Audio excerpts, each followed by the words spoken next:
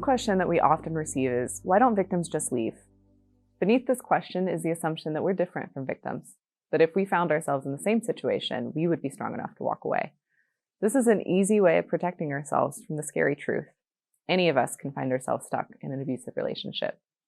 The question shows we don't fully understand the difficulty and the danger victims face when leaving an abusive relationship.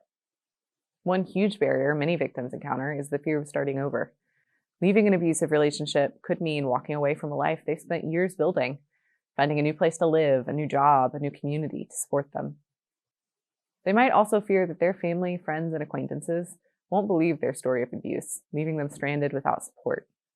Abusers can be very charismatic and are often careful to hide their abuse from others.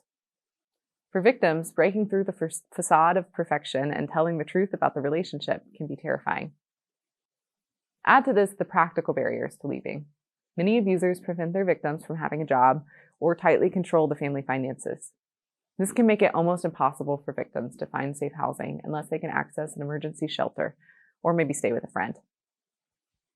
Finding safe shelter is particularly hard when children are involved. A friend or an acquaintance might have room in their house for an individual victim, but finding space for a large family is often much more difficult.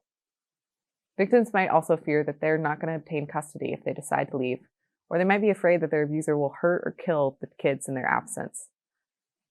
It's important to remember that abuse often occurs in a cycle. Incidents of violence are followed by a honeymoon phase, in which the abuser may promise to change or shower the victim with apologies and gifts.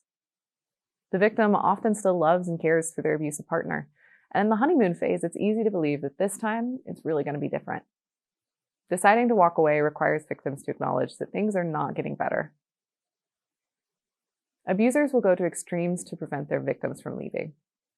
In fact, leaving an abuser is the most dangerous time for a victim of domestic violence.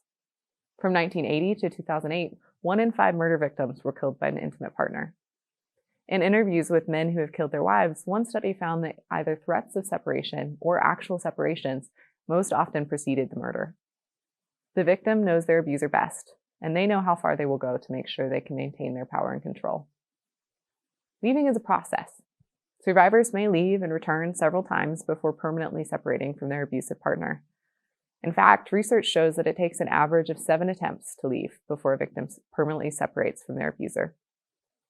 Survivors are the expert on their situation, and only they can decide whether they're ready to walk away.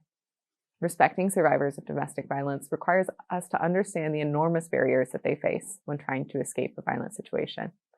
We are here to support and empower survivors as they make their own decisions about their relationship, safety, and future.